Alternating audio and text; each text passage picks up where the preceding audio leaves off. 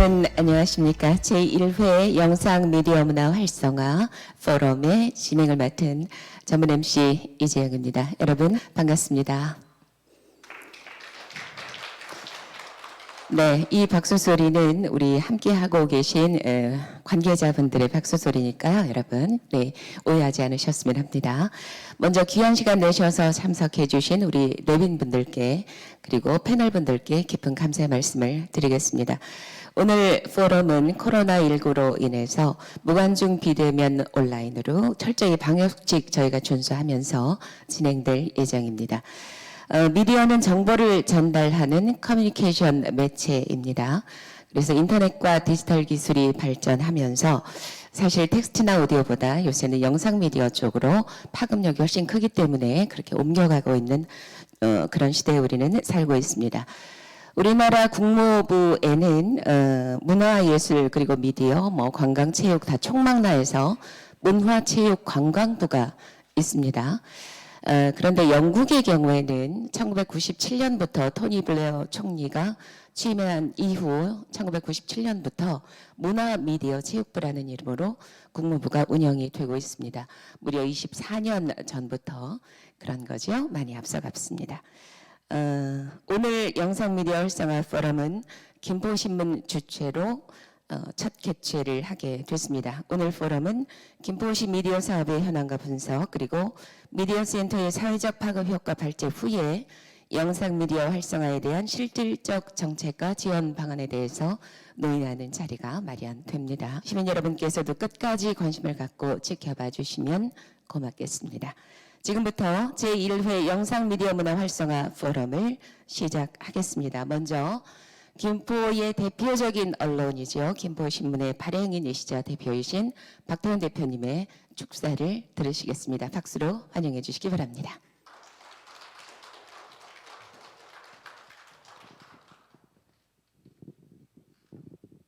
김포신문 발행인 박태훈입니다. 오늘 사실 이 관중이 있는 그런 포럼이 되어야 되는데 관중 없는 비대면 포럼이 되다 보니까 아쉬운 마음이 아주 큽니다. 영국같이 인구가 8천만이 넘는 나라도 4월 12일 날 비대면을 다 해소했습니다. 6월 아마 한 20일 정도 되면 영국은 모든 코로나에 대한 규제를 다 해소한답니다. 그래서 참 부럽기도 하고 우리 입장이 안타깝긴 한데 어쨌든 현실이 이러니까 우리도 이제 금년 11월경이면 좀 팬데믹이 풀리는 그런 현상이 오지 않을까 기대를 해봅니다. 오늘 저희 김포신문과 김포국제청소년영화제 조직위원회 그리고 마을문화공동체 사회적 협동조합 이렇게 함께 저희가 이렇게 주관을 하게 돼 있습니다. 그래서 관계된 그런 주관사에게 감사하다는 말씀을 드리고 김선아 선생님한테 특히 감사드립니다. 저희가 이제 영상과 미디어 이렇게 이거를 합치면 사실 영상 미디어인데 영상은 사실 사진에서부터 영화까지 다양하게 있는데 미디어를 합치고 나니까 내용이 상당히 달라집니다. 그래서 미디어는 어쨌든 소통이 돼야 되고 소통이라는 것이 이제 쌍방소통에서 요즘은 이제 일대 다 여러 명을 대상으로 하는 그런 패턴으로 이제 나가고 있는데 이러한 것들이 공공 미디어 말하자면 이제 법적인 지위를 갖는 공공 미디어와 법적 지위가 없는 개인 미디어들의 차이에서 어떤 조화와 선택을 다 함께 상생할 수 있는 그런 것으로 가져가느냐가 하나의 이제 현재의 어떤 과제라면 과제가 아닐까 이렇게 생각을 하고 김포의 영상단지가 사실 이제 생겨나는데 그런 것과 더불어서 내년에 이제 김포시에서도 오늘 여기 김포시 관계자가 와 계시지만 미디어 센터도 이제 뭐 설립될 계획으로 있고 상당히 긍정적입니다. 그래서 일단 오늘의 미디어 포럼이 하나의 김포에서 대한민국으로 발전하고 또 세계화를 이루는데 하나의 그 어떤 초석이 되기를 바라는 마음 간절합니다. 여러분 감사합니다. 오늘 그리고 이제 사회도 같이 맡아주시고 또 오늘의 좌장으로 활동을 하시는 김포예총 부회장이신 이재영 사회자님께 이제 감사를 드리고 그 세 분 패널이 계신데 최신덕 도의원님, 또 홍원길 의원님, 또 김계순 의원님 열심히 듣겠습니다. 말씀 좀 잘 해주시고 그리고 이제 특별히 감사드리는 거는 정영찬 교수님이 발제를 해주시고 또 장규랑 PD님이 발제를 해주셨는데 두 분 노고에 감사를 드립니다. 고맙습니다. 네, 김포신문의 대표이자 발행이신 박태훈 대표님의 축하의 말씀 그리고 인사 말씀 함께 들으셨습니다. 이제 발제로 넘어갈 텐데 먼저 김포시민이시기도 하고요. 호서대학교 미디어 커뮤니케이션학과 정영찬 교수님께서 우리 김포시 미디어의 현주소에 대해서 발제해 주시겠습니다. 여러분 박수로 맞이해 주시기 바랍니다. 네, 반갑습니다. 정영찬입니다. 김포에 산 지는 한 5년 좀 넘어가는 것 같습니다. 그야말로 요즘 인구 유입이 가장 활발한 도시 중에 하나인 김포시의 그 인구 유입에 어떤 한 축을 담당했다. 이렇게 볼 수도 있을 것 같은데요. 어쨌든 오늘 제가 발제하게 된 이 글의 주제가 시민과 시정의 커뮤니케이션 미디어 그리고 김포시의 현 상황을 중심으로 제가 한번 이 내용에 대해서 좀 정리해서 말씀드리려고 합니다. 우선은 첫 번째 장인데요. 미디어의 확장과 소통에 대해서 좀 말씀을 드리고 시작하려고 합니다. 본 내용은 제가 나누어드린 발제지 또는 나중에 공개될지는 모르겠지만 어쨌든 발제지를 통해서 확인하실 수 있습니다. 미디어의 확장과 소통은 지금도 계속해서 진행되고 있고요. 특히나 문화비평가 마샬 맥루한이 이야기하는 것들을 많은 미디어 학자들과 많은 미디어를 또 향유하고 고민하고 있는 사람들이 함께 차용하고 있는데 그 내용에서 보자면 미디어가 곧 메시지가 되는 시대, 다시 말해서 흔히 이야기하는 미디어가 매체라고 한다면 그 매체 안에 담기는 내용물을 컨텐츠라고 할 수 있는데 이제는 그 담는 그릇마저도 하나의 메시지로 작용할 수 있다. 그래서 어떤 미디어를 통해서 이야기하는가에 따라서 그 성격이 바뀌게 된다라고 하는 것들을 모두가 공감하고 있는 시점입니다. 제가 오늘 발제문들을 조금 축약해서 읽어가면서 오늘 논지에 대해서 좀 정리해서 말씀드리려고 합니다. 기술의 발달과 함께 1페이지에 보시면 보실 수 있는데요. 정보를 담을 수 있는 매체가 다양해지고 있고 심지어 매체 간의 복합과 융합을 통해서 흔히 이야기하는 멀티미디어의 성립이 가능해지는 시대가 되었습니다. 문자가 주된 전승의 도구였던 시대를 지나서 이제는 그림과 소리, 그리고 그림의 연결로서의 영상, 심지어 오감을 자극하는 냄새, 촉각 등을 통한 정보 전달이 가능하게 된 시대입니다. 심지어 이 시대는 단순한 정보 전달, 효율에 따라서 정보만을 전달하는 것이 아닌 감성과 그리고 사람들이 느끼고 향유하게 되는 어떤 감정적인 부분도 충분히 전달하고 소통해야 하는 그런 시대가 되었다는 것을 의미하죠. 계속해서 말씀드리자면 비로소 영상 언어의 시대가 되었다는 것이고 제2구술 언어 시대가 시작된 것입니다. 물론 정보를 비롯한 문화의 전달에 있어서 구술의 전승과 그 이후에 있었던 문자의 전승 그리고 연결되었던 영상 전승으로 구분하는 것은 각 시대를 대표하는 전승의 도구가 구술 문자 영상으로 집중된다는 것을 뜻합니다. 다시 말해서 매개로서 시대를 구분한 레지스 드브레에 의해서 다음과 같은 특성들로 정리할 수 있는데요.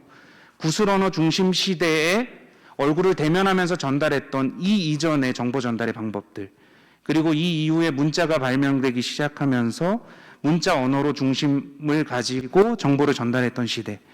현대는 이 구술 언어의 대면적 특성과 그리고 문자 언어의 공간과 시간의 탈피성, 그래서 그 확장성을 가지고 있는 것들의 특성을 적절하게 결합한 형태가 바로 영상 언어의 시대라고 볼 수 있습니다.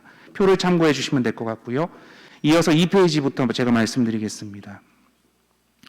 새롭게 도래하는 영상 언어 중심의 시대는 결국 문자를 중심으로 정보와 문화를 전승하는 시대가 중요하게 생각하는 특징, 권위, 증거틀, 상징, 동일시의 대상 등을 포함하는 패러다임 전체가 힘을 잃고 새로운 패러다임을 익숙하게 생각하는 세대의 등장을 의미한다. 이는 구술 전승 시대의 문자 전승 시대로의 전환의 과정에서도 동일하게 나타났던 자연스러운 현상이다. 새롭게 등장하는 세대에게는 더 이상 이데올로기가 중요한 가치 판단의 기준으로 작용하지 못하며 집단이 개인보다 결코 앞설 수 없는 흐름이 당연해졌으며 개연성과 합리성을 바탕으로 한 설득에는 반응하지 않으면서도 복합적인 감각에 대한 소구에 의해 매력을 느낄 때 비로소 개인의 참여와 반응, 선호를 기꺼이 내어놓을 수 있다. 이게 현대가 지금 추구하고 있는 영상의 언어. 다시 말해서 우리가 미디어를 통해서 지금 보고 있는 영상 자체가 하나의 언어적 작용을 한다는 것이죠.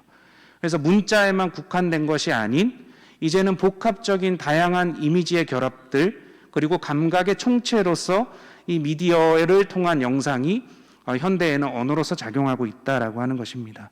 이어서 제가 읽어드리면 나아가 영상 언어가 정보와 문화의 중요한 매개로 자리 잡게 된 중요한 동의는 매체의 확장으로 설명할 수 있다. 구술에서 사람과 말을 구분하여 볼 수 없고 문자 전승에서 책과 그 내용을 구분하지 못하지만 새롭게 등장한 세대에서는 그간의 긍정적인 특징들을 그대로 수용, 결합한 채 내용을 담을 수 있는 매체, 미디어가 한 가지에 국한될 수 없게 되었다. 뿐만 아니라 매체 안에 담을 수 있는 정보와 문화의 종류도 다양한 내용들. 그래서 현대에서 이야기하고 있는 컨텐츠가 아닌 컨텐츠로서 작용할 수밖에 없는. 예를 들자면 스마트폰에서 우리가 향유하는 것들이 이제는 사람마다 달라지게 되고 각각 그 사람의 특성에 맞추어서 그리고 향유하는 향유의 패턴에 맞추어서 실제로 향유의 패턴들도 달라지게 되는. 그래서 스마트폰 안에 우리가 할 수 있는 것들이 여러 개이기 때문에 우리가 그런 것들을 컨텐츠라고 부르는 것이 되었다라고 하는 것이죠. 이어서 제가 읽어드리자면 빠르게 진화하는 미디어는 기록과 열람의 기능적 효율성을 넘어서 멀티와 인터랙티브, 즉각적인 소통이 가능한 스마트 미디어의 세계로 진입하였다는 것이죠.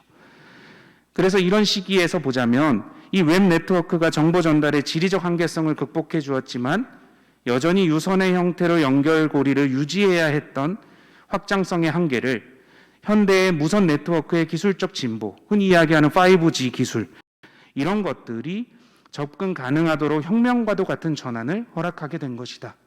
이 시대를 지금 마주하고 있는 시점에서 우리가 고민해야 될 것들이 분명히 있다고 하는 것이죠. 그래서 다음 단락을 한번 보시면 이렇게 제가 정리를 해보았습니다. 그렇다면 이 시대가 말하는 이 스마트하다는 것은 도대체 무엇일까? 이 스마트 세대, 우리가 지금 함께 향유하고 있고 나도 모르는 새 자연스럽게 동화되어 가고 있는 그 스마트 세대, 이런 스마트 세대는 디지털 기기를 자유자재로 활용하고 변화의 속도를 즐기고 있고 그리고 자신감에 가득 차 있는 N세대의 특징에 모바일이라는 날개를 달아 보다 똑똑해진 세대로 진화되어 가고 있다라고 하는 것이죠. 그리고 인터넷을 기반으로 각종 정보를 얻고 그리고 정보뿐만 아니라 감정을 소통하고 그것을 자신의 관점으로 재구성하는 강력한 힘을 가진 이들에게 시간과 장소를 구애를 받지 않는 실시간성을 더한 것이 바로 핵심 키워드, 스마트성의 핵심 키워드라고 볼 수 있습니다. 그래서 즉 스마트 미디어를 적극적으로 활용하여 익숙하게 재생산과 스스로 그 생산의 주체가 되어져 가고 있고요. 그리고 향유 패턴을 만들어내는 세대가 되어져 가고 있다.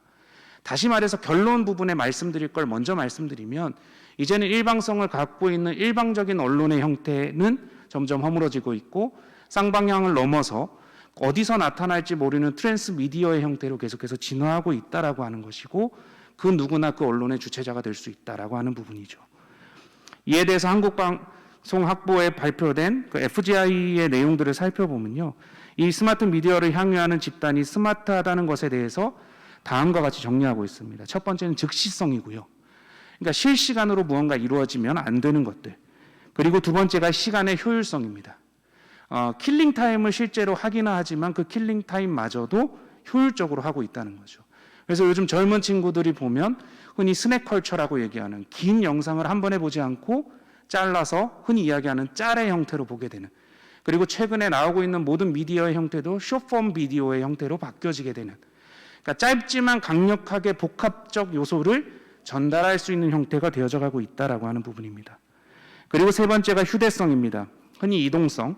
그래서 공간이 자유롭고요. 생산과 수요가 계속해서 활발하게 일어날 수밖에 없는 구조로 확대되어 가고 있습니다. 그리고 다기능 미디어입니다. 멀티미디어라고 부르는 부분이고요. 그렇기 때문에 커뮤니케이션 자체가 자신의 특성을 반영해서 적극적으로 일어날 수 있다라고 하는 부분입니다. 뿐만 아니라 타 미디어와의 연결성도 적극적으로 이루어지고 있습니다.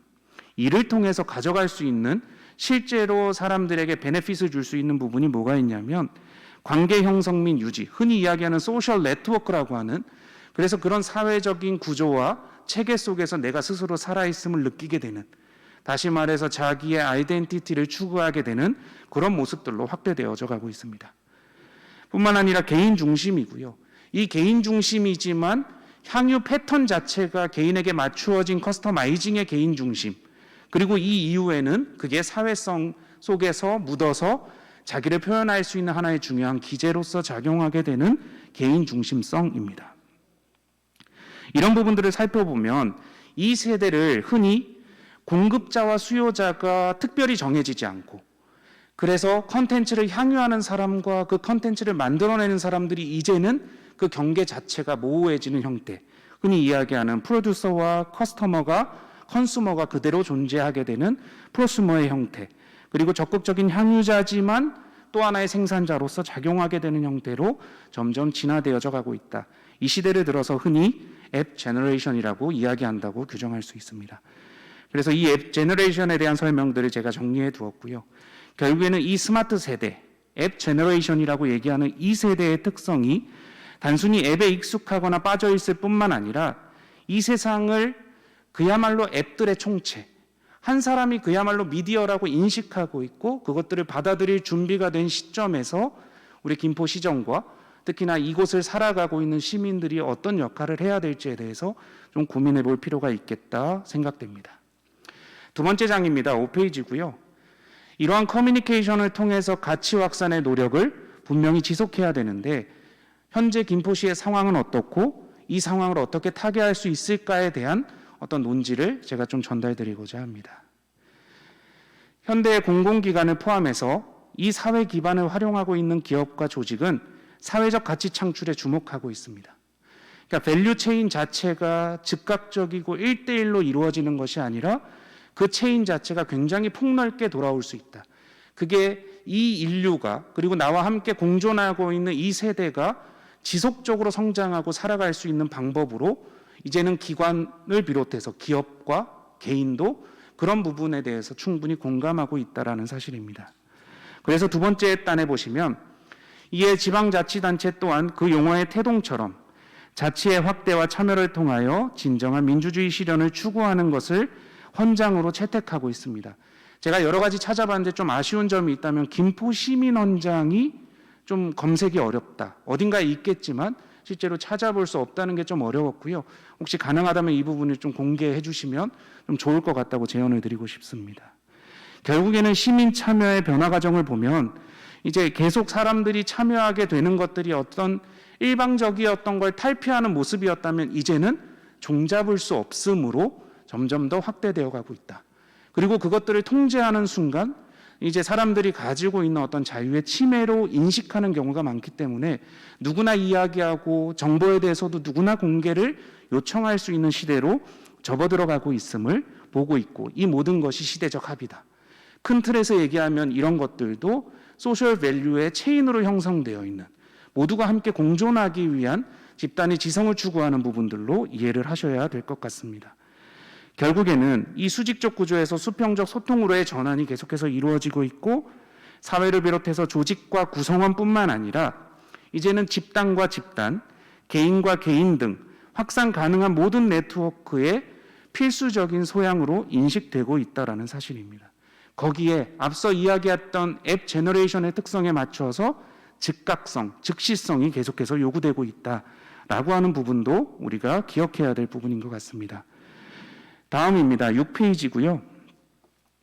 이러한 변화의 현실에서 공공접근성의 확보가 그동안 적극적인 커뮤니케이션이 가능한 미디어의 접근 기회를 얻지 못했던 시민들에게 허용하려는 시도에서 시작되는 건 물론이고요. 문화의 확산 과정에서 자발적인 향유에서 적극적인 참여로 확장되는 현 미디어 향유 프로세스, 그리고 개인적인 창작 활동의 욕구를 실현하고 그러한 실천적 활동에서의 관여감과 그리고 성취감이 시민사회의 자질 향상에 포괄적이고 간접적 방식으로 기여하고 있다는 것을 우리가 기억해야 할 것입니다. 그래서 평등하고 자유로운 주체들이 일상의 삶과 문화를 공유할 수 있는 권리를 추구해야 하고, 미디어를 통한 시민의 참여가 단순한 감시와 통제의 대상인가 주체인가에 대한 논의를 넘어서서 이제는 적극적인 다방향의 소통과 그리고 정보의 확산, 그리고 그 검증의 통로가 되어야 할 것입니다. 이 미디어를 통한 메시지를 전하는 과정이 상호적이고 일방적일 때는 본질에서 벗어나거나 그 의미가 축소되기 마련이기 때문에, 이로 인해서 집단과 개인 사이에서 개인이 미디어의 한 축이 되어야 하는 이유는 그동안에 고립되어 있었던 정보의 수직적 일방성에 대한 반작용이기도 하고 변화하는 시대에 대한 적극적 수용의 과정이기도 하기 때문에 그렇습니다. 계속해서 제가 논의를 이어가고 싶은 건, 그렇다면 이 김포시의 현재 상황이 어떨까에 대해서 조금 살펴보려고 합니다. 시정과 시민의 관계에서도 위와 같은 논의는 그대로 적용되는데, 시정의 소리는 시민을 향해 전달되어야 함은 마땅하고요. 이에 시민의 소리도 시정에 반영되어야 합니다. 이러한 커뮤니케이션이 미디어를 통해 활성화되어야 내부를 넘어 외부를 향한 정보 전달이 가능합니다. 다시 말해서 시 내에서 시정과 시민 사이의 커뮤니케이션이 활발해질 때 도시와 도시 간, 그리고 도시와 국가 간, 더 나아가서 국가와 국가 간의 커뮤니케이션의 활성화로도 이어질 수 있다라고 하는 논지입니다. 다음에 표를 한번 보시면요. 유튜브에서 검색되고 있는 키워드의 비교 도식입니다. 이제 검색은 정보를 얻기 위해서 적극적인 향유의 행위이기 때문에 검색어 추이를 통해서 한번 사람들이 이 김포시에 어떤 관심을 가지고 있는지에 대해서 좀 살펴보고 싶었습니다. 제가 나누어드린 이 칼라 종이에 보시면요. 맨 좌측에 있는 색이 파란색이고, 그리고 가운데가 붉은색입니다. 그리고 우측에 있는 색이 노란색인데, 제일 좌측에 있는 키워드가 김포시의 유튜브 내에서 검색어 추이입니다. 그리고 제일 높은 것들을 상대적으로 좀 볼 수 있는데요. 전체를 100으로 봤을 때 서로 나누어서 어느 정도 검색하고 있는지 비교 순위로 좀 볼 수 있습니다. 가운데가 붉은색이 고양시입니다. 그리고 제일 우측이 키워드로는 부천이라고 검색했을 때의 추이입니다. 살펴보시면 생각보다 김포시가 높음을 볼 수 있습니다. 파란색이 꽤 많은 곡선들 중에서 우위를 차지하고 있는데, 인접하고 있는 세 도시의 검색어 추이를 살펴볼 때 다른 도시에 비해서 김포가 상대적 평균 우위를 차지하고 있는 것으로 보이지만, 이 표에서의 우위가 도시 브랜드 확산의 우위를 단정할 수는 없다라고 하는 것이 제 견해입니다. 다음 표에서 살펴볼 수 있는데요. 실제로 세 도시의 7페이지고요. 세 도시의 유튜브 내 관련 검색어를 살펴보시면 김포는 김포공항이 절대적으로 높습니다. 그래서 김포공항을 100으로 뒀을 때 김포 타운하우스가 그 절반 50% 정도의 검색어고요. 그리고 김포 성문교회, 그리고 김포 전원주택, 이런 식으로 부동산과 실제 이 지역에 있는 어떤 큰 교회, 이 정도가 50% 정도 수준에서 검색이 되고 있고, 그 밑으로 김포 부동산, 김포 맛집 정도입니다. 고양시를 살펴보시면 고양이상인데요. 이게 고양시도 마찬가지의 어떤 실정인 것 같습니다. 실제 고양을 검색했을 때 유튜브에서 제일 먼저 뜨는 알고리즘에 의하면 그 얼굴이 고양이상이다, 강아지상이다, 이럴 때 고양이상이 100으로 제일 높게 뜨는 것을 볼 수 있습니다. 그리고 그 이하의 고양국제고, 그 다음에 과학할 고양이라고 하는 고양시에서 좀 밀고 있는 이런 교육 브랜드 중에 하나인데요. 그것과 고양외고, 고양시민축구단, 고양신문, 고양오리온스, 고양FC, 이렇게 검색어가 나열되는 것을 볼 수 있습니다. 부천은 보면 제일 첫 번째로 있는 게 부천 맛집이고요. 부천FC, 부천대학교, 부천국제만화축제. 생각보다 검색어의 종류는 다양하지 않습니다. 위와 같이 김포의 경우에는 김포공항으로 인한 검색어 순위가 높고, 도시 브랜드에 영향을 미칠 수 있는 키워드를 맛집으로 두었을 때, 그러니까 사람들이 유입할 수 있는 하나의 검색어의 정도를 맛집으로 두었을 때, 부천은 맛집이 검색어에서 상위에 있는 것에 비해서 김포는 김포공항 검색의 12% 선에 그치는 것을 볼 수 있습니다. 물론 이것이 절대적인 수치를 가늠할 수는 없지만요. 그래서 김포를 키워드로 제가 유튜브에 업로드된 영상을 작년 기준 1년 12개월 동안 어떤 영상들이 올라왔는지를 쭉 트래킹을 해보았습니다. 그렇게 봤을 때 1위에서부터 10위까지 김포라고 하는 키워드들로 올라온 것들을 보면 위표와 같습니다. 하루에 100kg가 팔리는 집, 유명한 김포 오일장 통닭집이 310만 회 조회수가요. 얌얌이라고 하는 그냥 이 먹방 유튜버고요. 그리고 청양고추 매운 닭강정 김포 오일장 이게 267만 회입니다. 그 밑에 이제 김포 공항에 대한 부분이고요. 그 밑에 이제 한우 정육식당 이것도 뭐 유튜버가 실제로 올린 영상이 97만 회. 일단은 횟수를 한번 보시면 꽤 뭐 이렇게 쭉쭉 나오고 그 밑에는 이제 뭐 드라마의 얘기, 김포 공항의 얘기 이런 것들이 많고요. 되게 그냥 좀 재밌게 볼 만한 건 9위 정도에 보시면 김포 폭주연맹에서 47만 회의 콘텐츠를 올렸다. 이 정도 볼 수 있습니다. 그래서 김포시에서 올리는 언론의 그런 어떤 메시지에서 볼 수 있는 영상이 없어서 제가 검색어를 좀 확대해서 김포시라고 하는 키워드들로 봤는데 그때 1위부터 10위까지는 김포 키워드에 밀린 콘텐츠들이 거의 김포시라고 하는 키워드에 집중되어 있었고요. 그중에 김포시가 올린 게 5위와 6위에 기록하고 있습니다. 김포시 관광 바이럴 홍보 영상 20만 회, 김포시 관광 홍보 영상 스팟 버전 이게 19만 회. 정리해보면 이렇습니다. 김포 5일장 관련 콘텐츠 표 4 중에 1, 2, 4 이것들을 보시면 674만 회입니다. 이 전체 콘텐츠 중에서 상위를 차지했다는 것이 미디어의 확산성 차원에서 고무적인 일인데 이에 비해서 김포시청에서 업로드한 영상이 총 39만 회입니다. 2편. 그리고 이런 것들을 보자면 다소 부정적인 개인 콘텐츠 김포 폭주연맹의 47만 회보다 낮은 수치를 기록했다는 건 우리가 좀 이미지의 향상과 또는 미디어를 활용하는 방법에 있어서의 어떤 재고를 해봐야 된다. 당연히 미디어를 위한 어떤 얘기들은 제가 뒷부분에 좀 덧붙이도록 하겠습니다. 아울러 김포시 키워드가 포함된 전체 유튜브 콘텐츠 중에서 김포에 대한 부정적인 인식을 유도할 수 있는 콘텐츠 수가 김포시청이 업로드한 콘텐츠를 제외하고 김포시 키워드의 콘텐츠 중에서 나머지 8개는 다 좀 부정적이라고 볼 수 있습니다. 부동산의 투기를 조장하거나 아니면 김포 골드라인이 왜 이럽니까? 이런 식의 어떤 논조들이죠. 물론 김포시의 미디어를 통한 정보 전달 및 도시 브랜드 향상을 위한 노력이 있긴 하지만 그 영향력이 미미함은 물론이고 전달 채널 또한 김포시청 홈페이지에만 집중되어 있다. 그리고 미디어가 지속 가능한 확장을 고려하여 콘텐츠를 생산하고 배포해야 하는 속성에 한참 못 미치고 있는 실정이라고 좀 판단할 수 있습니다. 이 이후에 보면 표 6과 표 7에서 그 부분을 조금 보강하고 있는데요. 김포시청이 2020년 동안 업로드한 콘텐츠 목록인데 이 업로드의 채널들을 살펴보았더니 김포시청 내에 김포 소식이라고 하는 배너를 클릭해야 되고요. 그 안에 들어가서 김포 미디어라고 하는 부분을 클릭해야 만날 수 있는, 다시 말해서 접근성이 굉장히 불편한 그런 부분에 집중되어 있는 영상들을 살펴보았더니 총 콘텐츠 수가 70 콘텐츠입니다. 작년 한 해. 그리고 총 조회수가 3만 6천 회. 앞서 이야기하는 김포 폭주 이게 70몇만 회, 앞서 더 재밌었던 것들이 한 300만 회, 이런 것들을 여러분 보셨을 때 비교할 수 있는 수치가 그 정도다라고 하는 것 좀 보시면 좋을 것 같고요. 표 7에서 보면 제가 이 표 6에서 나온 결과를 가지고 좀 재현을 해드리자면 콘텐츠를 하나 만드셨으면 다양한 미디어를 통해서 확산시키는 것도 꽤 중요하다.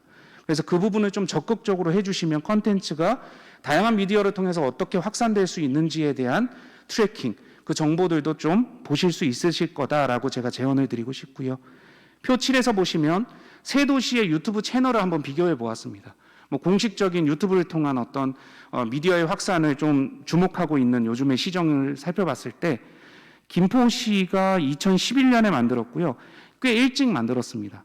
그 안에서 보시면 구독자가 4,700명이고요. 동영상이 464개, 총 조회수가 170만 회 정도입니다. 고양시를 보시면 이름도 고양시청이 아닌 고양시 고양TV 이렇게 해서 약간 브랜드화를 하려고 노력을 했고요.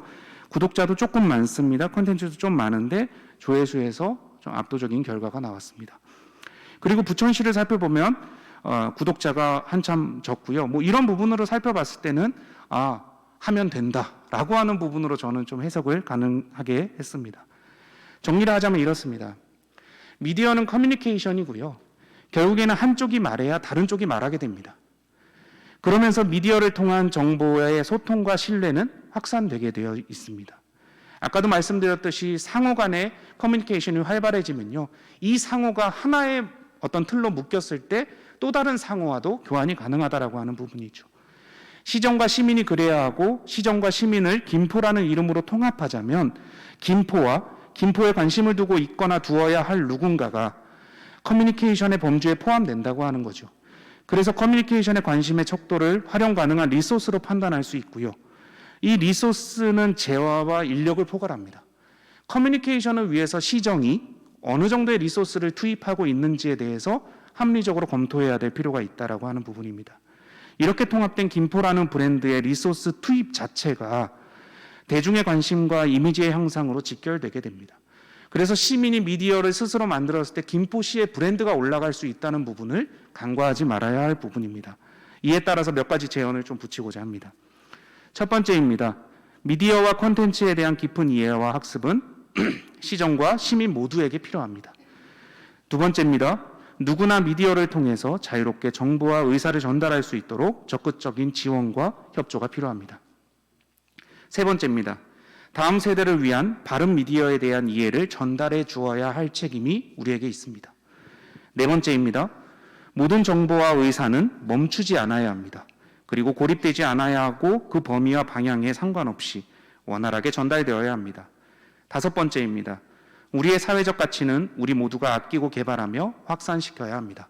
이상입니다. 네, 정영찬 교수님의 발제를 함께 하셨습니다. 발제문 들으면서 정말로 김포시 미디어 센터가 얼마나 필요한지를 다시 한번 확인하는 계기가 저는 되는 것 같습니다. 여러분도 그러지 않으실까요? 네, 다음은 부산국제영화제 고문이시자 김포 청소년영화제 장규랑 부집행위원장님의 우리 미디어센터의 사회적 파급 효과에 대한 발제가 있겠습니다. 박수로 환영해 주시기 바랍니다. 반갑습니다. 김포 국제청소년영화제 부집행위원장을 맡고 있는 장기광입니다. 저는 OBS에 근무를 시작하면서 김포로 이주를 해서 이제 한 11, 12년 된 것 같습니다. 이제 김포 사람이 됐고요. 방송 일을 오래 하면서 미디어 센터가 사회적으로 어떤 파급 효과를 미치는지에 대한 사례들을 많이 봤고요. 또 느껴왔었습니다. 오늘 그래서 미디어 센터의 사회적 파급 효과에 대해서 좀 말씀드리고자 합니다. 미디어 센터의 경우는 2002년도 서울에서 첫 개관 이후에 현재까지 전국적으로 확대 운영되고 있죠. 시민문화 확산을 위해서 굉장히 많은 기여를 해왔습니다. 인프라가 부족한 지역에서는 그 해당 지역의 문화 자원을 모으고 연결하고 확산시키는 그런 허브 역할로 자리매김하고 있습니다. 한국에서 미디어 센터의 설립이 논의 시작된 것은 1990년대 후반부터죠. 60년대 후반부터 북미에서 진행된 그 참여적 미디어 활동들의 지원이 1980년대에 이르러 북미를 비롯한 유럽 여러 국가에서 공동체 방송국과 미디어 센터를 제도화하였습니다. 한국에서는 80년대 민주화 이후에 그 검열과 통제의 대상이었던 문화예술이 이젠 참여와 소통의 과정으로 인식을 달리하기 시작하면서 90년대 후반에 시민의 참여적 미디어 활동에 대한 개념이 논의되기 시작했습니다. 이러한 사회적 요구에 맞물려서 2000년 방송법이 개정되었고 함께 제도화된 퍼블릭 액세스는 KBS, 케이블 TV, 위성방송 등에서 시청자 제작 프로그램을 일정 기간 이상 편성하도록 하였습니다. 그런데 실제 시민들이 프로그램을 제작할 수 있도록 영상 제작이나 교육시설은 전무하였습니다. 그래서 이 독립영화계를 중심으로 시민들이 참여적 미디어 활동을 지원하는 영상 미디어 센터를 추진하게 되었고 2002년도에 미디액트를 시작으로 전국적으로 확대 설립해 나갔습니다. 미디어 센터라는 게 단순히 이 장비를 대여하거나 제작 기술만을 교육하는 민간 시설로 존재하는 것이 아니며 미디어에 대한 비판적 이해를 증진시키고 대안적 시민적 콘텐츠 제작과 배급의 활성화를 도모함으로써 그 해당 지역의 공공미디어 영역을 대표하는 지역 인프라로 작동하고 있습니다. 그 미디어학부의 윤상길 교수가 많은 연구를 했고요. 윤상길 교수의 경우 한국의 지역 사회와 지역 커뮤니케이션의 구조를 탐색하면서 도시에서의 지역 커뮤니케이션의 핵심을 스페이스 미디어라는 개념으로 해설했습니다. 스페이스 미디어는 그 지역주의의 일상적인 사회적 관계들이 발생하는 장소이자 지역 사회의 공공성뿐만 아니라 지역 사회의 창조성이 발생되는 장소이다. 이러한 스페이스 미디어가 도시 공간의 토지성을 매개로 커뮤니케이션을 운영하는 주요 주제로 하나로 공공 영역이 만들어지는 토대로서 주목할 가치가 있다고 말했습니다. 그럼 미디어 센터 역시 지역 커뮤니케이션의 중요한 스페이스 미디어로 파악하면서 미디어 센터가 협동조합, 주민센터, 마을 도서관 같은 다양한 그 지역 공동체와의 적극적인 협력 체계를 구축하고 이주 여성, 노인, 장애인과 같은 그 지역 사회 내의 그 다양한 그 계층을 대상으로 정보 미디어에 대한 교육을 추진함으로써 지역 사회 내의 스페이스 미디어와 정보 미디어 간의 연결을 적극적으로 모색한다고 밝혔습니다. 이러한 미디어 센터의 사회적 구성 그 효과 구성 요소를 4가지로 정리해 봤습니다. 미디어 문화 향유, 미디어 영향 강화, 지역 소통의 기회, 지역 경제의 기회 이렇게 4가지로 했는데요. 미디어 문화 향유는 미디어 센터를 이용을 통해서 미디어로 여가를 즐기고 미디어를 배우고 미디어 활동에 참여하면서 시민들의 문화 만족도가 고취되며 결과적으로 미디어 문화가 확대되는 효과가 있다라고 보는 거고요. 미디어 역량 강화는 미디어 센터를 이용하는 개인과 공동체가 미디어 접근성, 미디어 대응 능력, 미디어 관련 직무 능력, 미디어 활용 능력, 커뮤니케이션 능력 이런 미디어 관련된 역량들이 다양하게 강화되는 효과를 보고 있다라고 했습니다. 그리고 미디어 센터가 지역의 민주적인 미디어 환경을 조성하고 미디어 활동을 지원함으로써 개인들의 미디어 참여 활동이 늘어나고 다양한 지역 커뮤니티가 활성화돼서 결과적으로는 미디어를 통해 지역 내 소통이 증진되는 효과가 있다. 이렇게 지역 소통에 기여하고 있다고 보고 있습니다. 그리고 지역 경제에 미치는 그 영향도 있습니다. 미디어 센터가 지역의 그 인적, 물적 자원을 양성 발굴해서 지역의 긍정적 이미지에 기여하는 등 그 미디어를 통해서 지역의 경제에 이바지한 효과가 크다고 보고 있습니다. 이 4가지 효과들을 좀 더 세분화해서 분류를 해보면 제가 마이크를 좀 빼겠습니다.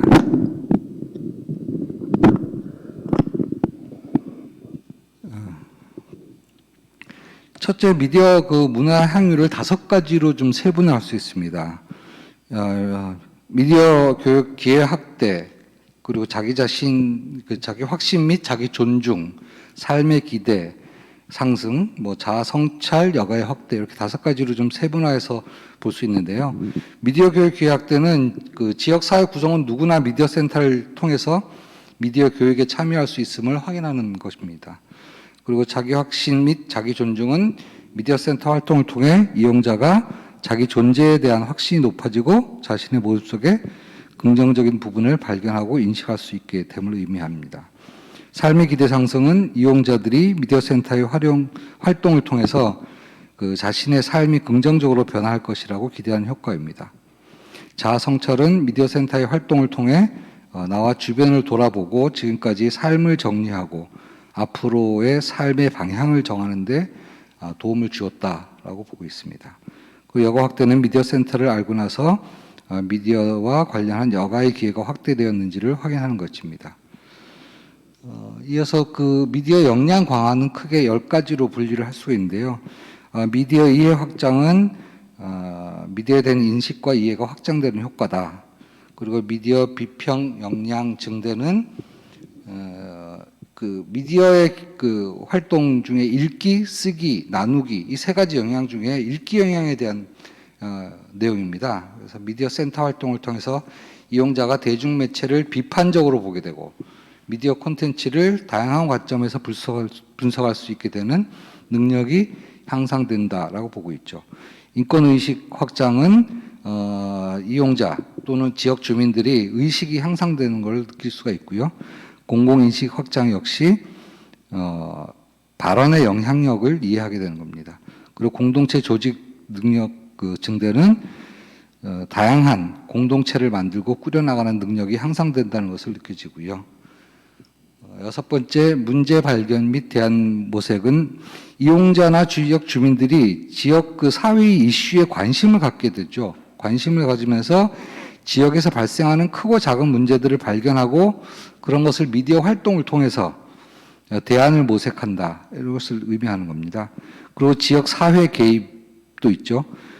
미디어 센터 활동을 통해서 이용자 및 지역 주민들이 지역 사회에서 이루어지는 의사결정에 참여하는 경우가 많이 늘고 있다라는 거죠.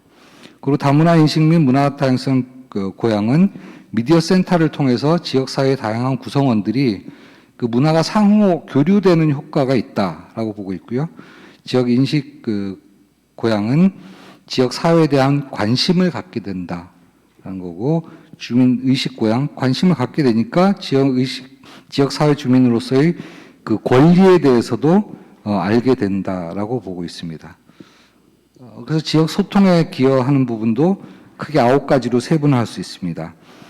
첫 번째, 공동체 문화 형성은 미디어 센터 활동을 통해서 공동체를 인식하고 공동체의 소통의 미디어를 활용하며 그 공동체에 기여하기 위한 미디어 활동을 계획하고 수행하는 등 그 공동체 문화를 만들어가는 효과를 의미하고 공동체 문화 형성에 큰 기여를 하고 있다라고 보고 있고요. 공동체 소속감은 그 지역 인식 이용자들이 미디어 센터를 통해서 스스로 공동체의 구성원임을 자각하게 되는 거고, 더불어서 연대감도 갖게 되고요. 그 다음에 지역 소식과 이야기를 전파하게 되죠. 주민들이 이렇게 미디어를 통해서 이야기와 여러 가지 소식들을 전달해서 그 파급 효과가 커지고 있고요. 그러다 보면 지역 사회에 대한 신뢰가 형성되겠다라는 이런 효과가 있습니다. 그리고 여섯 번째부터 지역 사회 소통이 증대되고 공동 활동도 증대되고요. 네트워크도 확장되면서 공동체 정체성이 고양된다. 이런 지역 소통 증대에 기여하는 9가지 부분으로 분류를 해볼 수 있었습니다. 그리고 마지막으로 이 여러 가지 기대 효과 중에서 지역 경제에 미치는 영향도 있다라고 보여지고 있습니다. 그 지역 환경 개선이 먼저고요. 미디어 센터 활동을 통해서 지역 환경이 긍정적으로 변화함을 의미합니다. 그리고 미디어 전문 인력 양성이 또 수반되고 있고요. 미디어 전문 인력이 배출되는 것을 확실히 느낄 수 있다는 효과가 있습니다. 그다음에 그 지역 자원 증가는 미디어 센터 설립 이후에 주민들이 이게 활용 가능한 미디어 문화 자원과 지역에서 활동하는 미디어 전문 인력이 증가했음을 알 수 있습니다. 그리고 지역의 자원을 공유하고 함께 할 수 있게 된 것을 의미합니다. 그리고 지역 경제 활성화는 미디어 센터 활동을 통해서 마을 기업, 협동조합, 사회적 기업 등이 확대되면서 사회적 경제가 활성화되는 것을 의미합니다. 이상에서 살펴본 것 같이 개인이 그 미디어 접근권을 보장하고 미디어를 통한 사회적 발언권을 높이면 사회의 커뮤니케이션 구조를 변화시킴으로써 지역 사회를 스스로 변화시켜 나갔고 일상의 다각적 차원에서 미디어 센터가 가능함을 확인했습니다. 이런 다각적 차원의 미디어 센터의 기능과 역할을 문화적, 사회적, 경제적 차원에서 가치와 효과에 주목할 필요가 있다고 봅니다.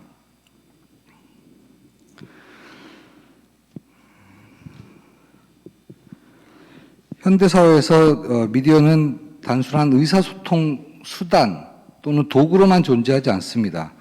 미디어는 현대인의 삶 곳곳에 영향을 미치며 일상 그 자체가 되어가고 있습니다. 미디어의 영향력이 점차 크게 확대되고 있는 상황에서 미디어에 대한 접근과 향유는 일종의 커뮤니케이션 권리로서 인식되어야 할 필요가 있습니다.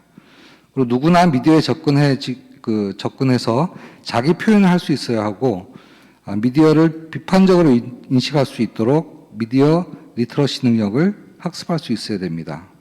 이를 위해 시민들의 그 비판적 미디어 이해를 돕고 참여적 미디어 제작을 지원하며 지역사회 미디어 커뮤니케이션 네트워크의 중심축으로서 기능하는 미디어 센터는 시민들이 미디어 커뮤니케이션 권리의 실현과 지역 민주주의 강화 차원에서 매우 중요하게 포지셔닝 돼야 합니다.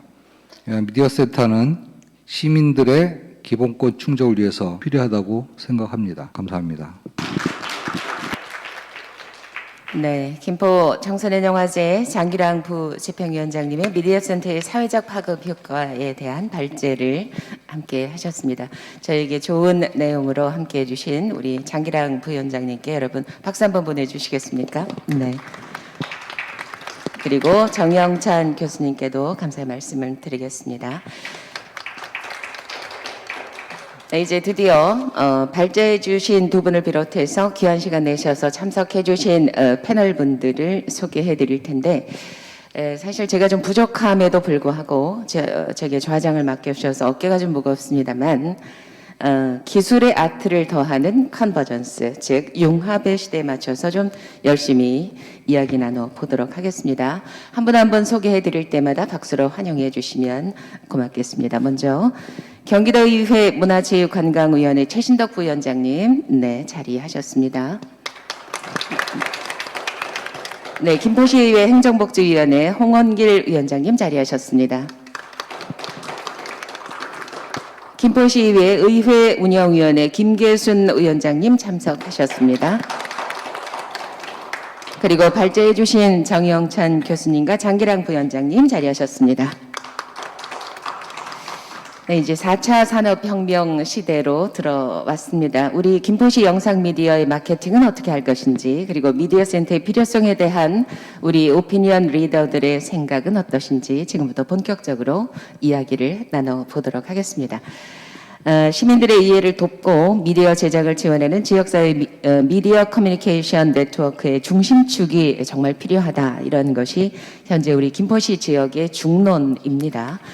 먼저 최신덕 의원님께 묻겠습니다. 최근에 경기도 각 시군에서 미디어센터 유치 노력이 이어지고 있는 것으로 알고 있습니다. 미디어센터에서는 주로 어떤 역할을 하게 될까요?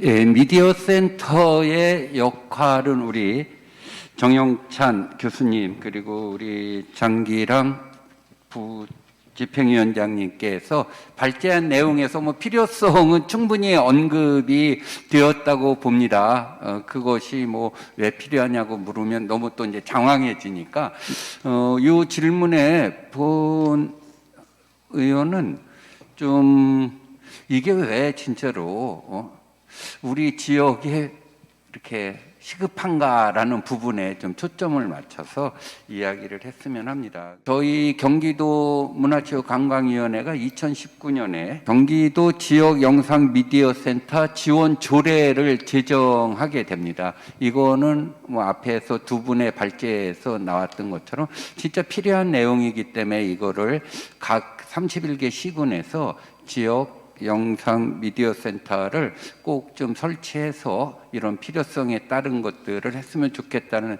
취지로 이제 조례를 만들었는데, 그 이후에 개월 수로는 한 10몇 개월이 지났고 횟수로는 2년이 조금 넘어갔는데요.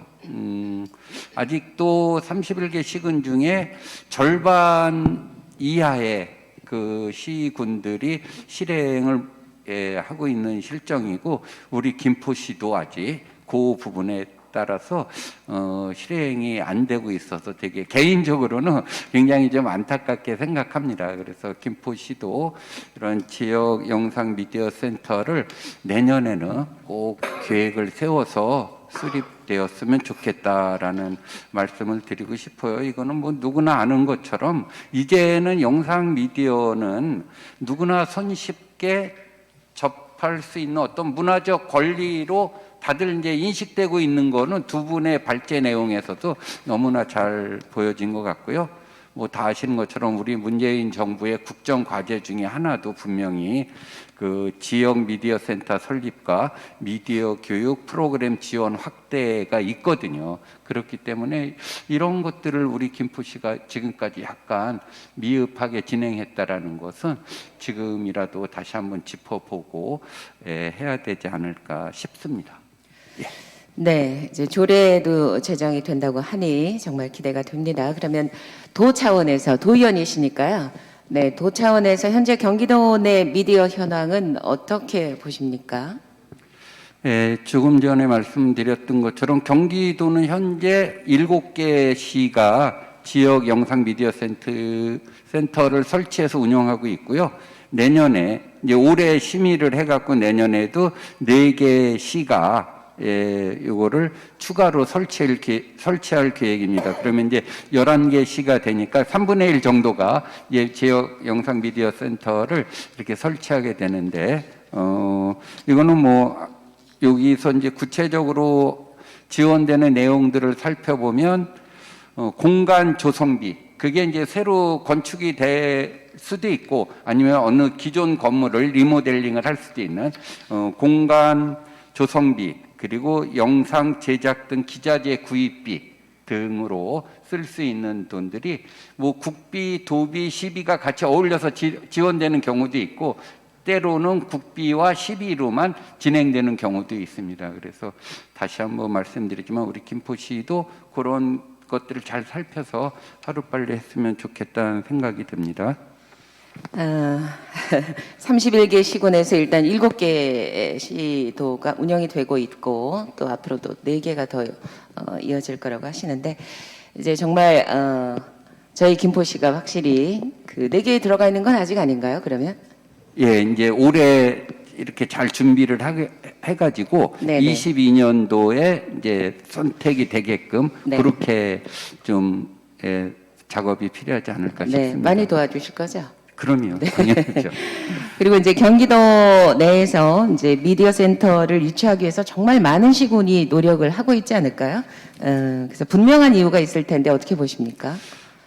특히 요즘에 코로나19 이후에 어떤 우리 시민들의 생활을 보면 진짜 뭐 비대면이 기본적인 생활이기 때문에 그렇죠. 이런 비대면 생활 속에서 미디어를 접하는 시간이 점점 늘어나고 또 대면 뭐 우리 회의도 뭐 줌이라고 하는 그런 또 어떤 매체를 통해서 회의를 많이들 진행하고 이렇듯이 이 미디어가 이 코로나 시대에 너무나 진짜 절실한 부분인데 다시 한번 말씀드리지만 우리 김포시가 그 준비에 너무 미흡했다라는 그런 부분에서 하여튼 본인도 굉장히 반성이 많이 됩니다, 실은. 그래서 오늘 이런 포럼을 계기로 해서 우리가 이게 당연한 거고 진짜 진지하게 준비를 해서 코로나 시대에 잘 활용이 되었으면 좋았을 텐데 이 코로나 시대에도 우리가 뭐 준비가 부족한 관계로 좋은 영상을 시민들과 함께 공유한다든가 우리 MC께서도 뭐 현장에 워낙 많이 계셨었으니까 아시겠지만 좋은 공연들을 우리 시민들에게 좀 많이 잘 보여주면 좋은데 그 좋은 공연을 보여줄 만한 그런 뭐 여러 가지 사정들이 부족해서 진행을 못한 그런 안타까움도 있었던 것 같습니다. 그래서 코로나가 물론 이제 뭐 올 말에 집단 면역이 생겨서 진행이 된다고는 하지만 그 이후에도 분명히 또 이런 시절은 계속 올 거라고 예상을 하고 이런 영상 미디어의 필요성은 아마 그런 시대적 상황 때문에 더욱더 요구되고 있지 않나 싶습니다. 네, 저희도 우리 김포시는 2022년을 목표로 해서 열심히 노력하고요. 또 도의에 계신 우리 최진덕 의원님께서 아마도 최선을 다해서 도움 주실 거라고 기대합니다. 우리 박수 한번 보내드릴까요? 네, 고맙습니다. 김포시의 미디어 센터를 유치하려면 이제 다양한 여러 가지 행정적 지원이 필요할 텐데요. 이제 김포시의회 차원에서도 아마 많은 고민을 하시지 않을까 생각합니다. 그래서 의회에서는 어떤 도움을 주실 수 있는지 궁금한데요. 홍원길 행정복지위원장님께서 답변해 주시기 바랍니다. 네. 예, 홍홍길입니다. 그 김포시 의회 역할을 질문 주셨는데요. 답변에 앞서서 김포신문 주최 제1회 영상미디어 문화 활성화 포럼에 초대해 주셔서 진심으로 감사드립니다. 시의회 의원들 우리 이제 행정복지위원회 소관 업무인데요. 지금 1차적으로 행정복지위원회 의원님들하고 상의해서 경기도 내 지금 현재 운영되고 있는 7개 소 중에 그 운영이 잘 되고 있는 곳을 1차로 벤치마킹을 해야 되지 않나 싶습니다.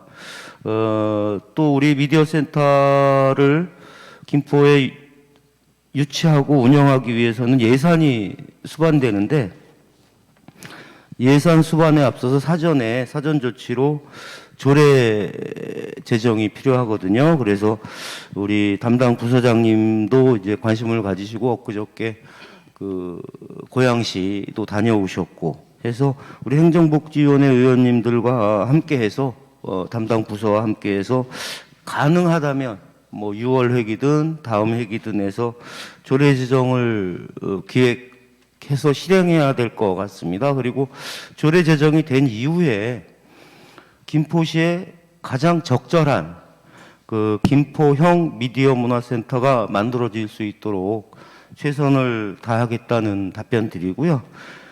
마지막으로 이렇게 오늘 이 자리에 함께 해주신 모든 분들께 감사드리고 또 좋은 결과가 도출될 수 있도록 우리 김포시 시민들과 함께 최선의 노력을 다하도록 하겠습니다.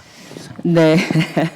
행정복지위원회 홍원길 위원장님께서 좋은 말씀 주셨는데 사실 이 자리에 이렇게 모실 때에는 부담을 많이 드리기 위해서 저희가 모시는 거거든요, 사실은. 그래서 이 자리에 계셨다는 이유 하나만으로 끝까지 책임을 지셔야 되는 부분도 없지는 않습니다. 그래서 초대해 주셔서 감사하다고 하셔서 아이고 저희는 뭐 이렇게 오셔서 부담을 가득 안고 가시게 돼서 죄송하면서 또 고맙다는 말씀 드리겠습니다. 박수 한번 보내주시기 바랍니다. 네, 기대가 많이 됩니다. 김포시의회 또 김계순 의원님께서 네. 많은 또 일을 하고 계신데 질문 드리겠습니다. 우리 김포시에서는 현재 우리 시민들의 움직임이 먼저 시작이 되고 있습니다. 여러분 잘 아시는 김포국제 청소년 영화제가 지난해까지 4회가 개최가 됐습니다. 마을 공동체가 주축이 된 점이 아주 큰 특징이죠. 그래서 대외적으로도 사실은 더 주목을 받고 있는 것이 아닌가 생각을 하는데요. 최근에는 이렇게 시민들이 자발적으로 나서서 지난 월요일이었던 것 같습니다. 영상미디어 문화 활성화에 대해서 의견을 표하는 그런 자리도 개최된 바 있습니다. 그러면 우리 김포시의회 행정복지위원회에서 보시기에 우리 김포시 지역의 그 영상미디어 문화 현주소는 과연 어떻게 보시는지 말씀 좀 주십시오. 예. 저도 며칠 전 그 미디어 시민연대 주관으로 하는 영상 미디어 활성화 토론회를 전체적으로 다 지켜봤습니다. 토론회를 통해서 김포시 영상 미디어 활성화에 대한 욕구 그리고 또 김포시의 그 시민들의 열망을 다시 한번 확인할 수 있는 기회였고요. 저는 영상 미디어 저희 김포시의 현 주소와 이런 부분에서 한 말씀 드리면 현재 저희 현 정부 역시 문화 분야의 국정 과제가 지역과 일상에서 문화를 누리는 생활 문화 시대이고요. 또 획기적인 자치분권 추진과 주민 참여의 실질화 등이 국정 과제로 저희 지역 영상문화진흥과 향유 활성화 방안이 이미 정책 영역으로 포함되어 있다라고 설명드릴 수 있는데요. 실제로 지역 공동체 주민이 지역 간 격차 없이 영화, 영상 통해서 문화활동을 참여하고 자신의 삶 또 생활의 근거인 지역에서 어려움 없이 지속적으로 할 수 있도록 그 영상 문화 향유 측면에서 서로에게 자원이 되고 길밀하게 연결되어 선순환 구조 속에서 지역, 영상, 문화 생태계 필요성이 강하게 언급되고 있다라고 언론에서나 각종 연구단체에서 이런 표명을 하고 있더라고요. 그래서 저도 그런 지역 영상 생태계 구축이 과연 전문가들 입장에서 어떤 시각을 갖고 있나라고 해서 좀 공부를 이번 기회에 좀 찾아봤는데요. 전문가들이 지역 그 영상 생태계 구축으로 뽑고 있는 게 첫 번째가 지역 고유성을 기반해야 하며 두 번째가 하드웨어 중심의 사람과 공동체 중심이라고 하고 있고요. 세 번째가 필요한 인프라 구축, 가장 중요한 게 네 번째가 결핍 요소를 보완하는 공공 부분의 역할이 반드시 필요하다라고 되어 있습니다. 지역 공동체 내에서 영상 미디어에 대한 공공적 서비스 강화 측면이 지원이 필요하다라는 의견이 지속적으로 제기되고 있다라고 확인할 수 있는데요. 이런 영상 생태계의 관점에서 보더라도 김포는 김포 시민들께서 청소년, 청년, 신중년, 노녀 세대에 구분 없이 김포만의 이야기를 담고 싶어하는 욕망을 가진 분들이 많고 이미 미디어 문화 활성화를 촉구하는 목소리가 다양한 층에서 나오고 있는 상황이어서 지역 기반으로 한 창작 활동가들의 육성은 기본적으로 베이스가 깔려 있다라고 본연은 판단을 하고 있고요. 그럼에도 불구하고 전무한 미디어 접근권으로 인해서 영상 미디어 교육을 위해서는 장거리를 이동해야 된다는 문제, 또 영상 콘텐츠 제작 교육에 있어서 참여할 수 있는 기회를 제공받지 못하고 있다라는 거. 그러니까 기회 자체가 박탈되고 있다라고 볼 수 있고요. 교육의 기회가 없다 보니 영상 문화 향유에 대해서 소외된 지역이라고 볼 수 있습니다. 저희 영상 문화 진흥과 향후 활성화를 위해서 최소한의 네트워크 구축 자체가 저조한 상황이고요. 영상 문화 진흥이라든지 커뮤니티 활성화를 할 수 있는 네트워크 구축을 위한 구시점이 부재한 현실을 저희가 인정할 수밖에 없고, 또한 저희는 김포뿐만이 아니라 전국적으로 초고령화 사회를 진입하고 있는데요. 장애인, 다문화 가정 증가로 미디어 접근 기회라든지 이용 능력이 확연히 떨어지는 소외 계층이 사회적으로 고립이 심화되고 있는 상황이라는 점 역시 김포에서도 확인될 수 있고요. 시대 흐름에 맞는 미디어 교육과 종사자 지원, 또 강사 양성 인프라가 심각하게 부족한 현실입니다. 영상 창작, 즉 활동가 육성에 대한 인식 부족화, 지원이 전무한 상황이라고 본원은 판단을 하고 있고 그렇게 해석이 되고 있습니다. 정말 의원님 이 자료 저 주고 가세요. 네. 왜냐면 하나하나 짚어주시는데 뭐 여러 말씀 다 좋은 말씀들이 하나하나 저한테는 다 꽂혔는데 아마 이 자리에 계신 분들도 마찬가지가 아니었을까 하는 생각이 듭니다. 지금 시청하고 계신 우리 시민 여러분께도 대단히 중요한 말씀 많이 주셨다고 생각하는데요. 공공지원 영역의 확대에 특히 더 저는 또 꽂히네요. 네. 여러분도 그러지 않으실까요? 아무튼 좋은 말씀 주셨는데 이제 한 가지 더 여쭤볼게요. 우리나라가 아까 의원님께서도 말씀을 하셨지만 우리 대한민국이 현재 문화, 예술, 스포츠, 관광 이렇게 총망라해서 사실은 소프트 파워가 아주 강한 나라입니다. 그리고 계속해서 거듭나고 있다고 할 수 있겠습니다. 그런데 이제 영상 미디어가 활성화가 되려면 제도와 지원이 뒷받침이 돼야 또 실질적으로 이제 변화가 일어나지 않겠습니까? 그래서 제도적인 차원에서 보완해야 될 부분들은 어떤 것들이 있을까요? 제도적인 부분의 보완점이라기보다는 제가 앞서 말씀드린 그 영상 생태계라고 표현을 했는데요. 타 지자체의 영상 미디어 성공적인 사례를 보거나 또 성공적인 요인을 보면 기본적으로 영상 생태계가 구축이 돼야 되고 그렇죠. 그 세 가지 요소로 이제 저 역시도 이제 이론적인 부분에서 말씀을 드리면 영상 생태계의 가장 중요한 세 가지 요소가 첫 번째가 영상 창작가 즉 활동가를 육성해야 된다라는 그렇죠. 점, 또 두 번째가 커뮤니티 활성화해야 된다라는 점, 이런 것들을 가능하게 하는 가장 중요한 적정 규모의 인프라 구축. 저희가 지금 말하고자 하는 미디어 센터 구축을 세 가지로 뽑을 수 있다라고 보고 있습니다. 네, 여러분 다 공감하시죠? 네, 시청하시는 분들도 큰 공감을 하실 것 같은데요. 어떻든 사실 교육하는 것도 대단히 중요하기 때문에 그래서 그 영역에서 펼쳐갈 수 있는 사람들이 많아져야 더욱더 큰 발전을 이루지 않을까 생각합니다. 정말 좋은 말씀 잘 들었습니다. 감사합니다. 우리 박수 한번 보내주시겠습니까? 사실 우리 그 김포시에도 그렇고요. 전국적으로 그 수많은 1인 크리에이터들이 소셜미디어 플랫폼에 이미 진입을 해 있고요. 그리고 지금 이 시간에도 우리 김포시민 가운데서도 또 진입을 하고 싶은데 방법이 없거나 모르거나 그런 분들이 수요가 상당히 많지 않을까 이런 생각을 저는 해봅니다. 그래서 이번에는 장기란 감독님께 잠시 여쭤보겠습니다. 기존의 그 미디어 유통 방식을 해체하는 1인 방송의 매력은 자유로운 소통 그리고 기존 미디어에 비해서 이렇게 비용이 좀 적게 든다는 이런 장점이 있을 텐데요.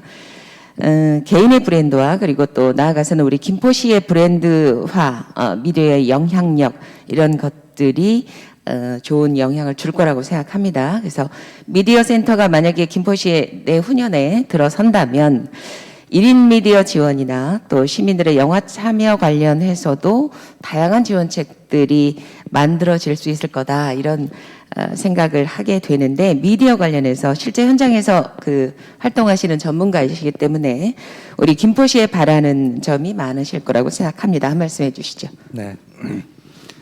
20년 전에 김포공항에서 비행기를 타고 부산 김해공항에 착륙을 하면 비행기 안내 방송이 나옵니다. 해양물류 산업도시 부산을 방문해 주셔서 도착하셔서 환영합니다. 라고 멘트가 나옵니다. 요즘 비행기를 타고 내리면 영상산업도시 부산을 방문해 주셔서 반갑습니다. 라고 얘기를 합니다. 그거는 부산국제영화제가 25년의 시간을 걸치면서 해운 항만 물류도시 부산을 영화 영상 산업도시 부산으로 바꿨습니다.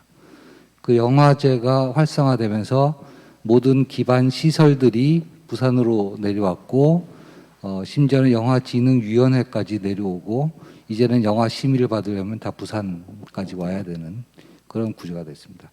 하나의 페스티벌이 하나의 영상 미디어가 도시를 바꿔놓습니다.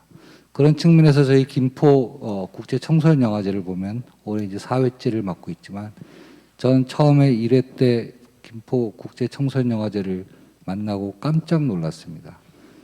전 세계 어디에도 이렇게 시민 청소년들이 직접 발로 나서서 만들어가는 영화제는 저는 처음 봤습니다. 거기에 너무 깊은 감명을 받고 이제 영화제와 같은 배를 타기로 마음먹었습니다.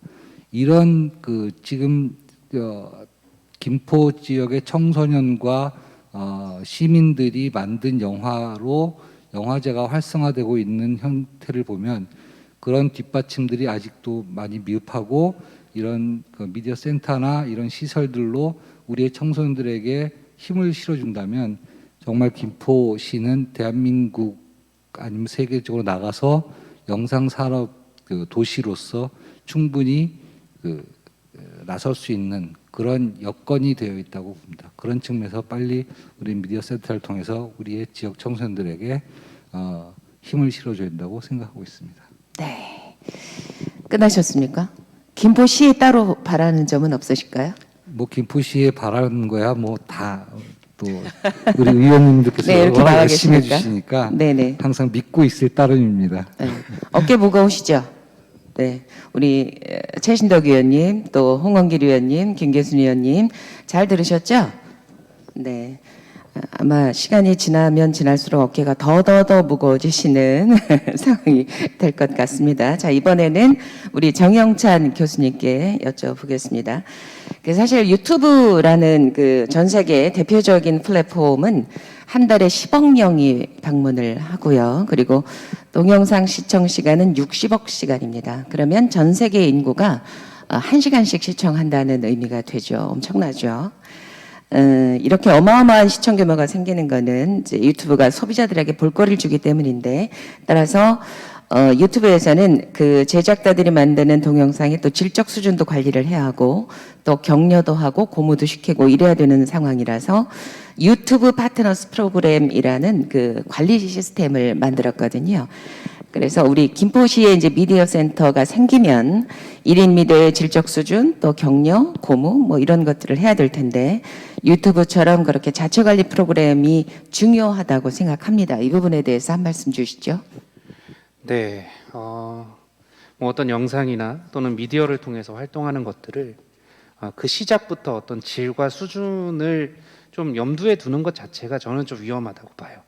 그러니까 더 정확히 얘기하면 그 질과 수준은 실제로 이걸 놀이로서 하고 있고 유튜브에 참여하는 모든 사람들의 행위의 동기 자체가 어떤 의도를 갖거나 필요에 의해서만 한다고 한다면 그 영향력이 지금같이 활발하지는 않을 겁니다. 문화라고 하는 것들은 유도하는 게 아니라 스스로 향유하고 누구나 자발적으로 참여할 수 있는 그 요소 때문에 모두가 참여하는 거라고 저는 생각합니다. 물론 필요하지만 놀이에도 아이들도 노는 것들을 보면요. 놀이에도 분명한 룰이 있습니다. 룰을 지키지 않으면 자기들끼리 자정을 합니다. 우선은 거기에 기대어야 하겠지만 큰 틀에서 살펴보면 이렇습니다. 영상 언어라고 하는 것이 기본적으로 하나의 언어처럼 작용을 해야 된다면 이 시대에 자기의 감정을 표현하고 또는 우리는 목적에 맞추어서 무언가를 이야기해야 되는 메시지의 핵심으로 사용을 해야 된다면 그 언어 자체도 지금 시대를 좀 살펴보면 문맹률은 없지만 문해력은 점점 떨어지게 되는, 다시 말해서 책을 읽을 수 있는 경험 자체가 너무 의도와 목적에 맞추어서만 전달되었을 때 책을 읽지 못하게 되는 그런 결과들을 우리가 빗대어서 보자면 아이들이 충분히 책을 읽을 수 있도록 또는 모두가 이 시민 모두가 그 책의 관점을 가지고 같이 놀 수 있도록 하는 것이 지금으로서는 더 중요하고 그 안에서 이야기를 하자면 결국엔 정보뿐만 아니라 그저 재미이기도 할지라도 또는 자기의 감정을 이야기하기라도 할지라도 결국에는 우리가 추구해야 할 점은 자주 그리고 누구나 그리고 자발. 결국에는 저는 미디어 센터는 좀 이 시민들이 충분히 놀 수 있는 놀이터가 되어야 한다고 생각하고요. 그 놀이터 안에서의 룰은 분명히 그 안에서 자생적으로 생겨날 것이라고 생각합니다. 그래서 누구나 자신의 수준에 맞추어서 영상을 통해서 자기의 의견을 얘기할 수 있고 또는 자기의 감정들을 호소할 수 있는 그런 창구로서의 역할을 먼저 기대하는 것이 필요하지 않을까 싶습니다. 이상입니다. 네. 네. 정영찬 교수님의 말씀 새겨 듣겠습니다. 저는 이제 처음부터 관리를 좀 들어가야 되나 보다 이렇게 착각을 한 거죠. 그래도 역시 놀이문화에서 자유롭게 만들어가는 과정이 더 중요하다 이런 말씀 주셨습니다. 네. 말씀하세요. 괜찮습니다. 네. 제가 더 뭐 좀 추가로 드릴 말씀이 저랑 저희 아들 고등학생이 같이 유튜브를 하고 있습니다. 저는 원래 공연업을 하고 있기 때문에 저는 뭐 한 6년 전부터 그냥 제가 그 공연했던 물론 제가 촬영하거나 제가 편집한 건 아니죠. 올려놨던 컨텐츠들이 좀 많이 있고요. 그것이 지금 한 200만 조회수를 넘은 것도 있습니다. 그래서 저희 아들은 또 철도와 뭐 항공 이런 걸 좋아합니다. 비행기, 뭐 고속도로. 그래서 저희 아들은 초등학교 때부터 영상 편집을 본인이 배워서 프로그램을 깔고 컴퓨터로 편집을 해서 지금 그 교통 유튜버로서 아주 하려고 하고 있고 어젯밤 12시에도 저기 신월여의 지하차도 개통식에 가고 개통 12시에 그 개통 영상을 라이브 생중계를 했었는데요. 와, 대단합니다. 그래서 저도 작년 12월에 아들에게 이 편집 기술을 배웠습니다. 저도 방송국에 오래 있었지만 편집 직접 한 적이 없었기 때문에 네. 고등학생 아들한테 편집 기술을 배워서 작년 12월부터 편집을 시작하고 지금 제가 그동안 갖고 있던 컨텐츠들을 재가공해서 지금 올리고 있는데 그것이 굉장히 반응들이 좋습니다.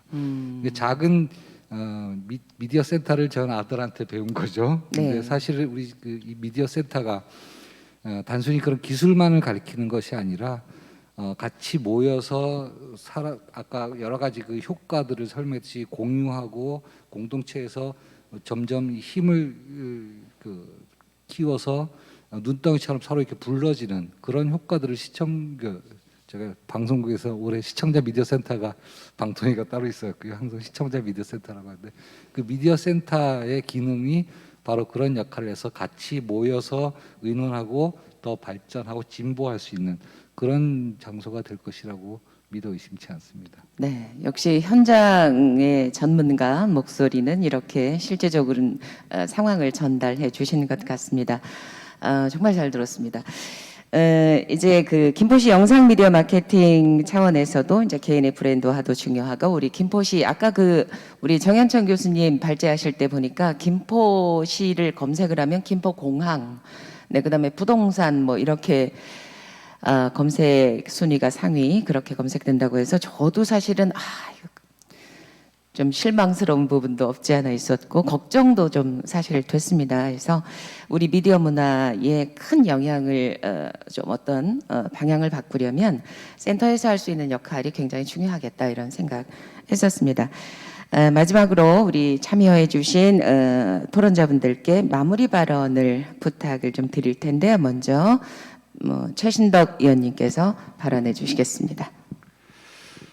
예, 뭐 오늘 좋은 말씀들을 많이 하셨는데 이제 저도 이렇게 문화 예술 이런 쪽에 관심을 갖기 시작하면서 드는 가장 큰 생각은 우리나라가 경제적으로 거의 세계 10대 무역교육국이고 뭐 5천만 명 이상의 나라들 중에는 한 7번째 뭐 이렇게 이야기를 하는데 그런 거에 비해서 우리 시민들의 행복 지수는 굉장히 낮지 않나라는 이제 그런 느낌을 갖고 있습니다. 그럴수록 우리 문화예술 쪽에서 해야 될 역할들이 더욱더 크다고 생각을 하고 특히 이런 코로나 시절에는 이런 오늘 이야기했던 미디어 영상들의 어떤 활약을 좀 더 기대해서 우리 시민들의 행복 지수를 높이는데 좀 일조해야 되지 않을까라는 그런 생각을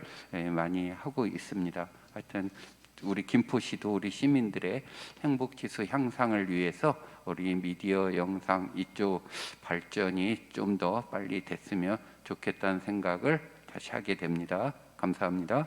네. 앞으로 내년부터 저희가 열심히 노력할 유치를 위해서 열심히 노력할 미디어 센터와 관련해서 도의회에서 최선을 다해서 열정적으로 도움 주실 우리 경기도의회 최신덕 의원님께 다시 한번 먼저 부담도 드리고요. 부탁하는 의미에서 박수 한번 보내주시기 바랍니다.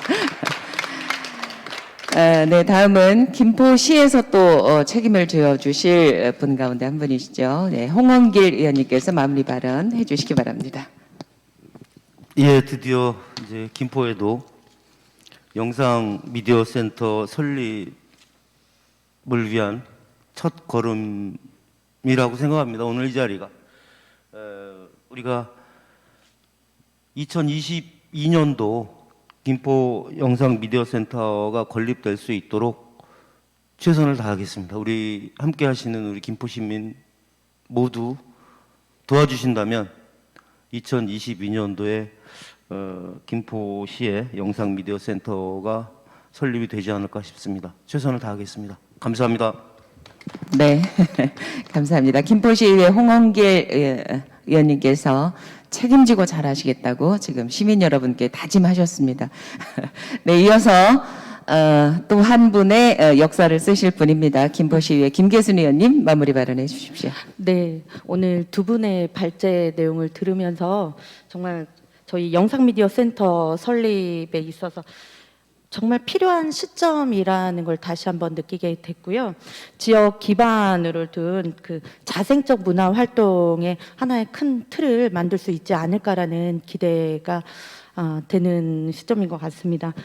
저는 영상 제작 교육이라든지 단편 영화 또 K-팝 그리고 문학 영화 이런 부분에 있어서 다양한 예술 장르에서 저희 콜라보를 이루면서 미디어 산업 발전할 수 있는 이번 기회도 있다라고 보고요. 그래서 저는 미디어 문화 향유권 신장을 위해서라도 저희 시대의 흐름에 맞게 김포시의 영상 미디어 센터 설립이 꼭 필요하고 저 역시도 함께하고 노력하겠다라는 말씀 드리겠습니다. 고생 많으셨습니다. 감사합니다. 네, 박수 소리는 클수록 좋습니다. 네, 그래야 부담을 더 드릴 수 있습니다. 김포시의회 김계순 의원님께서 이제 앞으로 많은 일을 도움 주실 거라고 생각합니다. 좋은 말씀 주셨고요. 네, 그리고 장기랑 감독님께 마이크 남기겠습니다. 네. 저는 오랫동안 사진을 찍으면서 처음 만난 사람과 사진을 찍어서 사진을 전달하면 굉장히 좋아하고 친근해집니다.